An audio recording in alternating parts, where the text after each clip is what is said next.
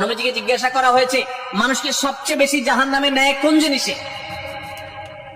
অবাক হয়ে যাবেন।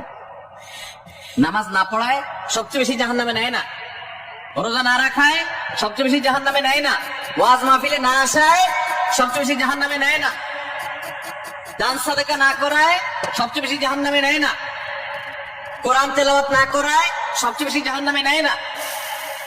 তাহলে কিসে সবচেয়ে বেশি জাহান্নামে নেয় মানুষকে? সুইলা রাসূলুল্লাহ সাল্লাল্লাহু আলাইহি সাল্লাম আন আকসার মা ইউদখিলুন নাস আন-নার, মানুষকে সবচেয়ে বেশি জাহান্নামে নেয় কোন জিনিসে জিজ্ঞাসা করা হয়েছে। নবীজি বলেছেন দুই জিনিস, আল ফামু ওয়াল ফারাজ, মানুষের জিহ্বা, মুখ এবং লজ্জাস্থান, এই দুইটা অঙ্গ মানুষকে সবচেয়ে বেশি জাহান্নামে নিয়ে যায়। সবচেয়ে বেশি জাহান্নামে নিবে এই দুইটা অঙ্গ। নবীজিকে জিজ্ঞাসা করা হয়েছে মানুষকে সবচেয়ে বেশি জাহান্নামে নেয় কোন জিনিসে?